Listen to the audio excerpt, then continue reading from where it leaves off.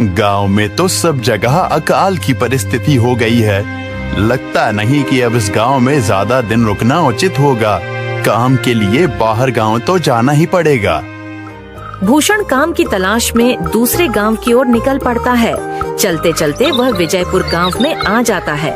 वहां उसका रहने का कोई ठिकाना नहीं था और उसके पास कोई काम भी नहीं था। चलते चलते वह एक अमीर किसान जगत सेठ के पास आ पहुंचता है। सेठ जी, मैं भूषण दूसरे गांव से आया हूँ। हमारे गांव में अकाल की परिस्थिति हो गई है। लोगों के खेत सूखे पड़े हैं। गांव में बूंद बूंद पानी के लिए लोग तरस रहे हैं। अगर मुझे आपके पास कुछ काम मिल जाएगा तो बहुत कृपा होगी बड़े भाई। अरे रे, लगता है तुम्हारी हालत बहुत खस्ता हो गई है। ठीक है, वैसे मेरे पास एक काम तो है, पर लगता नहीं कि तुम वो कर पाओगे। सेठ जी, आप चिंता ना करें। मुझे आप कोई भी काम दे सकते हैं। मैं वो काम पूरी मेहनत और ईमानदारी से करूँगा। अच्छा ठीक है भूषण, तो कान खोल कर सुन लो। मेरे पास 50 गायें और 50 भैंसे हैं। तुम्हें हर रोज इन जानवरों का गोबर निकालना होगा और रोज सुबह शाम उन्हें चारा पानी देना होगा। महीने के आखिर में तुम्हें इस काम के लिए 200 रुपए मिलेंगे। और हाँ, 2 वक्त का खाना भी हमारी तरफ से मुफ्त दिया जाएगा। बोलो, क्या तुम ये काम कर पाओगे? अरे बाप रे, 50 गाय और भैंसों को संभालना आसान काम नहीं है। पर अब मैं कुछ कर भी तो नहीं सकता, और ऊपर से सेठ जी 2 वक्त का खाना भी दे रहे हैं। ठीक है सेठ जी, मैं ये काम कर लूंगा, पर एक विनती है। हाँ बोलो भूषण, क्या बात है? सेठ जी, अगर आपको समस्या ना हो तो क्या मैं आपके गायों के साथ गौशाला में रह सकता हूँ? सेठ जी, मैं इस गांव में नया हूँ। मेरा रहने का कोई ठिकाना नहीं है। जग्गा सेठ थोड़ी देर तक सोचता है और भूषण को ऊपर से नीचे तक देखने के बाद उससे कहता है, ठीक है भूषण, तुम गौशाला में रह सकते हो। जी धन्यवाद सेठ जी। तब से भूषण गौशाला में रहकर अपना काम करने लगता है। वह रोज जल्दी उठकर गाय और भैंसों का गोबर निकालता, उन्हें चारा डालता और समय पर पानी भी पिलाता था। हर रोज भूषण अपना काम ईमानदारी और पूरी मेहनत से करता था। जगत सेठ को भी भूषण का काम बहुत पसंद आने लगा, क्योंकि वह अपना काम सफाई से करता था। एक दिन जगत सेठ भूषण को बुलाकर उससे बोलता है, भूषण, मुझे तुम्हारा काम बहुत पसंद आया है। तुम गाय और भैंसों का अच्छा ख्याल रख रहे हो, इसलिए दूध की गुणवत्ता भी बढ़ गई है और गायें पहले से ज्यादा दूध भी दे रही हैं। इसलिए मैं आज से तुम्हारी तनख्वाह बढ़ाकर पूरे 400 रुपए कर रहा हूँ। आपका बहुत बहुत धन्यवाद सेठ जी। कुछ दिन ऐसे ही बीतने लगते हैं। भूषण जगत सेठ के पास बहुत मेहनत और ईमानदारी से काम करता है। धीरे धीरे भूषण के पास अच्छा खासा रुपया जमा हो जाता है, जिससे वह अपने लिए छोटा सा रहने लायक एक कुटिया बनवा लेता है। उस गौशाला में सोकर तो नाक से गोबर की गंध अभी भी नहीं जा रही। अब आखिरकार मुझे अपने घर में चैन से सोने को तो मिलेगा। तब से भूषण जगत सेठ के पास गौशाला में काम करने आता और 2 वक्त का खाना खाकर अपने घर सोने के लिए चला जाता था। कई साल ऐसे ही बीत जाते हैं। भूषण की मेहनत के कारण उसके पास अच्छा खासा रुपया जमा हो जाता है। एक दिन भूषण जगत सेठ से बोलता है, सेठ जी, आजकल गांव में चोरी की समस्या बहुत बढ़ गई है और मेरे पास कुछ रुपए भी जमा हैं जो मैंने अपने घर में रखे हुए हैं, पर मुझे उन पैसों की चोरी की चिंता हो रही है। आपको तो पता है कि मैं दिन भर आपके पास ही काम करता हूँ और सिर्फ रात में ही घर सोने जाता हूँ, इसलिए मुझे रोज उन पैसों की चोरी की चिंता सताती है। हाँ भूषण, तुम बात तो बिल्कुल सही कह रहे हो। आए दिन गांव में नए नए चोरी के किस्से सामने आ रहे हैं और दिन भर तो तुम्हारा घर खाली ही रहता है, तो चोरी होने की संभावना तो जरूर है। जगत सेठ थोड़ी देर सोचता है और फिर भूषण से कहता है, देखो भूषण, ऐसे समय में तो गांव में एक ही जगह है जहां पर तुम्हारा धन सुरक्षित रह सकता है, और वो है जमींदार का घर। क्या जमींदार का घर? हाँ भूषण, इस गांव के जमींदार बहुत ईमानदार और दयालु हैं। ऐसा मैंने कुछ लोगों से सुना है और उनके घर पर बहुत सारे पहरेदार भी हैं, तो चोरी होने की संभावना बहुत कम है। तुम अपने पैसे उनके पास रख सकते हो। अच्छा, ऐसा है क्या सेठ जी? ठीक है, फिर आज ही मैं जमींदार जी से मिलकर बात करता हूँ और उन्हें अपनी समस्या बताता हूँ। उस दिन भूषण जमींदार जी के घर उनसे बात करने जाता है। हे टूडको, कहाँ अंदर आए जा रहे हो? वहीं रुक जाओ। जी, मुझे जमींदार जी से मिलना है। मुझे उनसे कुछ काम है। क्या काम है तुमको उनसे? मुझे जरा बताओ। जी, मुझे कुछ पैसे रखवाने थे उनके पास, यही काम के लिए आया था मैं। अच्छा ठीक है, तुम अंदर जा सकते हो। नमस्ते जमींदार जी, मैं भूषण जगत सेठ के यहाँ काम करता हूँ। कुछ साल पहले ही मैं दूसरे गांव से यहाँ आया हूँ। अच्छा भूषण, बोलो तुम्हारा क्या काम है मेरे पास? जमींदार जी, मैं सालों से जगत सेठ के पास काम कर रहा हूँ और मैंने कुछ रुपए भी जमा कर लिए हैं। पर बात यह है कि गांव में चोरी की समस्या बहुत बढ़ गई है, तो मुझे अपने रुपए घर में रखने से डर लग रहा है। अच्छा, कितने रुपए जमा किए हैं तुमने? जमींदार जी, यही कोई 5 से 6 हजार रुपए होंगे मेरे पास। वाह, ये तो बड़ी रकम है। मैंने आपकी ईमानदारी के बारे में लोगों से बहुत सुना है, इसलिए मैं अपनी रकम आपके पास कुछ वक्त के लिए रखने आया हूँ। हाँ भूषण, तुमने बिल्कुल सही सुना है। तुम्हारी रकम मेरे पास पूरी तरह से सुरक्षित रहेगी। तुम अब चिंता ही छोड़ दो, मैं सब देख लूंगा। भूषण अपने पैसों की थैली जमींदार को दे देता है। ये पूरे 5,800 रुपए हैं, आप गिनकर देख लीजिए। गिनने की क्या जरूरत है? तुम तो जगत सेठ के आदमी हो, मुझे तुम पर पूरा विश्वास है। जमींदार जी, आपका बहुत बहुत धन्यवाद। अब मुझे चोरों का कोई डर नहीं है, क्योंकि मेरे पैसे सुरक्षित हाथों में हैं। अरे भूषण, कोई बात नहीं, धन्यवाद तो मुझे बोलना चाहिए, जो तुम मेरे पास आए अपने रुपए रखने के लिए। भूषण अपने पैसे जमींदार को देकर अपने घर चला जाता है।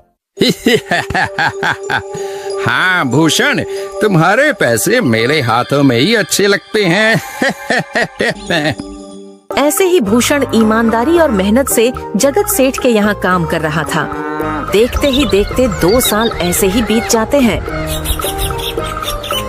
एक दिन भूषण सोचता है, अब बहुत साल हो गए जगत सेठ के यहाँ काम करते हुए। वैसे सेठ जी तो बहुत अच्छे इंसान हैं, पर सोच रहा हूँ कि खुद की जमीन लेकर उस पर मेहनत करूँ, तभी मैं बड़ा आदमी बन सकता हूँ। अब जो मेरे पास थोड़े कुछ पैसे हैं और जो जमींदार के पास कुछ पैसे संभालने के लिए दिए हैं, वो जमा करके थोड़ी जमीन खरीद लूंगा। आज ही जमींदार से मिलने जाता हूँ और अपने रुपए मांगता हूँ। ये सोचकर भूषण जमींदार जी के घर चला जाता है। जमींदार जी, मैं अपने रुपए वापस लेने आया हूँ। आपके पास मैंने 5,800 रुपए दिए थे संभालने के लिए। अरे भाई साहब, मैंने पहचाना नहीं आपको, वैसे कौन हो आप? अरे जमींदार जी, मैं भूषण हूँ। पिछले साल मैंने आपको पैसे संभालने के लिए दिए थे, याद आया कुछ? अरे भाई साहब, मेरे पास कितने सारे लोग आते जाते हैं पैसे रखने के लिए, और सभी के साथ मेरा अच्छा व्यवहार होता है। वैसे आपके पास कोई कागजात हैं क्या? क्योंकि मैं हर व्यक्ति से कागज पर ही व्यवहार करता हूँ। किसने कितने पैसे दिए, किसके कितने पैसे रखे हैं, सबका व्यवहार रहता है मेरे पास। जमींदार जी, ये आप क्या बात कर रहे हैं? आपकी ईमानदारी देखकर ही मैंने आपको पैसे दिए थे संभालने के लिए, और आप अब ऐसी बातें कर रहे हैं। कृपया करके मेरे पैसे मुझे वापस कीजिए। हाँ भूषण, मैं ईमानदारी से ही काम करता हूँ, इसलिए तो तुमसे मैं डॉक्यूमेंट्स मांग रहा हूँ। क्या तुम्हें पता नहीं, जब तुम किसी से पैसों का व्यवहार करते हो तो तुम्हें स्टाम्प पेपर पर लिख कर देना पड़ता है। तुम किसी से भी पूछ सकते हो। नहीं जमींदार जी, मैं आपके पैर पड़ता हूँ, कृपया करके मेरे रुपए मुझे दे दीजिए। बड़ी मेहनत से मैंने वो पैसे जमा किए थे, मुझ पर ऐसा अन्याय ना करें। अरे क्या ये झूठ मूठ का रोना धोना लगाया है? लगता है तुम ढोंगी हो और मेरी ईमानदारी और भोलेपन का फायदा उठाकर मुझसे ये रुपए लेने आए हो। रुक, तुझे अभी सबक सिखाता हूँ। जमींदार अपने आदमियों को बुलाकर भूषण की पिटाई करने को कहता है। इसे तब तक मारो जब तक ये बेहोश ना हो जाए। इस 2 कौड़ी के आदमी ने मेरी ईमानदारी पर सवाल उठाया है, इसे छोड़ना मत। जमींदार के आदमी भूषण को डंडे से खूब मारते हैं। फिर भूषण दुखी होकर अपने घर चला जाता है। भूषण के शरीर पर घाव के निशान स्पष्ट दिखाई दे रहे थे। 2 दिन से भूषण घाव के दर्द के कारण जगत सेठ के घर काम के लिए नहीं जा पाता है। इसलिए अगले दिन जगत सेठ भूषण के पास आ जाते हैं। वह देखते हैं कि भूषण खाट पर सो रहा है और वह बड़ा ही चिंता में नजर आ रहा है। भूषण भाई, तुम 2 दिन काम पर नहीं आए, क्या हुआ भाई? तबीयत ठीक है ना तुम्हारी? कुछ समस्या है क्या? अरे सेठ जी, आप खुद यहाँ आए हो। आप खबर भिजवाते तो मैं खुद चला आता। अरे भूषण, कोई बात नहीं, तुम्हें देखकर लगता है तुम बीमार हो। क्या हुआ है तुम्हें? जगत सेठ, क्या बताऊं, जिस जमींदार के पास पिछले साल मैंने अपने पैसे संभालने को दिए थे, वो आज मुझे पैसे वापस नहीं करना चाहता। वो बहुत लालची इंसान है, वो लोगों को ठग रहा है। और जब मैंने बाद में गिड़गिड़ाना शुरू किया तो उसने डंडे से मार मार कर मेरी पिटाई करवा दी और मुझे वहां से धक्के मार कर निकाल दिया। अरे बाप रे, ये तो बड़ा ही गंभीर विषय है। मैंने तो जमींदार के बारे में अच्छा ही सुना था, पर मुझे भी नहीं पता था कि वो इंसान इतना गिरा हुआ है। तभी मैं सोचूं, हर साल उसकी संपत्ति इतनी ज्यादा कैसे बढ़ रही है। मुझे माफ कर दो भूषण, मैंने ही तुम्हें जमींदार के पास जाने को बोला था। गलती तो मेरी भी है। नहीं जगत सेठ, आप तो मेरा अच्छा ही सोच रहे थे। ये तो उस जमींदार का लालच है। अब लगता नहीं मेरे पैसे उस जमींदार से वापस मिलेंगे भी। भूषण, मेरे पास एक तरकीब है जिससे मैं तुम्हारे पैसे तुम्हें वापस दिला सकता हूँ। जगत सेठ भूषण के कान में सारी तरकीब बताता है। ठीक है सेठ जी, हे ऊपर वाले, ये तरकीब कामयाब होने दीजिए। अगले दिन जगत सेठ बहुत सारे पैसों को एक सूटकेस में भरकर खुद जमींदार के घर जाता है।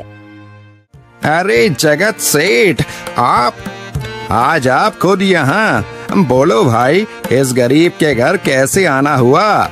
हमारा तो ये सौभाग्य है कि आप जैसे धनी आदमी के चरण हमारे घर में लगे हैं। नमस्ते जमींदार जी। अरे जमींदार जी, आप तो मुझे अब लज्जित कर रहे हैं। वैसे मैं कुछ महीनों के लिए दूसरे राज्य में व्यापार करने जा रहा हूँ। मैं ये लगभग 50,000 रुपए लाया हूँ। मुझे डर है कि कहीं ये चोरी ना हो जाए। क्या आप मेरे सारे पैसे अपने पास संभाल कर रख सकते हैं? आपके सिवाय इस गांव में और किसी पर भरोसा नहीं कर सकता। अरे जगत सेठ, ये भी कोई पूछने की बात है? मेरे पास आपके पैसे बिल्कुल सुरक्षित रहेंगे। आप निश्चित होकर व्यापार करने जा सकते हैं। इस बार तो बड़ी मछली हाथ लगी है। बार बार ऐसा मौका नहीं मिलता। भारी माल हाथ में लगने वाला है। तभी वहाँ पर भूषण आ जाता है। अरे भूषण, तुम? अच्छा हुआ तुम आ गए। मैं तुम्हारे पास ही आने वाला था। मुझे माफ करना, उस दिन तुम्हें पहचान नहीं पाया। इतने सारे लोग मेरे पास आते हैं तो जरा परेशानी होती है, पर मैं अपनी बातों का बड़ा पक्का हूँ। हाँ रुको, मैं तुम्हारे सारे पैसे अभी देता हूँ। जमींदार भूषण के सारे पैसे उसे लौटा देता है। माफ करना भूषण, मेरे आदमियों ने तुम्हारे साथ उस दिन बदतमीजी की। मैं आज ही उनको काम से निकालता हूँ। भूषण बिना कुछ बोले वहाँ से चला जाता है। अरे क्या बात है जमींदार जी, आप तो अपने बातों के बहुत पक्के हैं। तो ठीक है, मैं अपने सारे पैसे आपके पास रख सकता हूँ। जगत सेठ इतना बोल ही रहा था कि तभी वहाँ जगत सेठ का नौकर आ जाता है। मालिक, अब आपको बाहर के राज्य में जाने की कोई जरूरत नहीं है। अभी अभी व्यापारियों का संदेश आया है और उसने कहा कि वो खुद हमारे गांव आ रहे हैं। अरे ये तो बहुत बढ़िया बात हुई। अब मुझे इतनी दूर नहीं जाना पड़ेगा। सुन रहे हो जमींदार जी, व्यापारी यहाँ आ रहे हैं। अब मुझे नहीं लगता कि ये पैसे आपके पास रखने का कोई मतलब होगा। चलो, आपका बहुत बहुत धन्यवाद। आपने इतनी ईमानदारी दिखाई मुझे। हाँ, पर अगली बार जरूर आपके पास ही आऊंगा। ऐसा बोलकर जगत सेठ और उसका नौकर वहाँ से अपने पैसे लेकर चले जाते हैं। धत तेरी की, ये क्या हो गया? ये 50,000 तो चले गए और जो भूषण के 5,800 रुपए हड़प लिए थे वो भी चले गए। आपका बहुत बहुत धन्यवाद सेठ जी। अगर आज आप ना होते तो मेरी सारी जमा पूंजी वो जमींदार हड़प लेता। भूषण, कोई बात नहीं। जो व्यक्ति मेहनत और ईमानदारी से कमाता है, ऊपर वाले उसका कभी बुरा नहीं होने देते, और जो हराम की कमाई का खाता है उसका कभी अच्छा नहीं होने देते।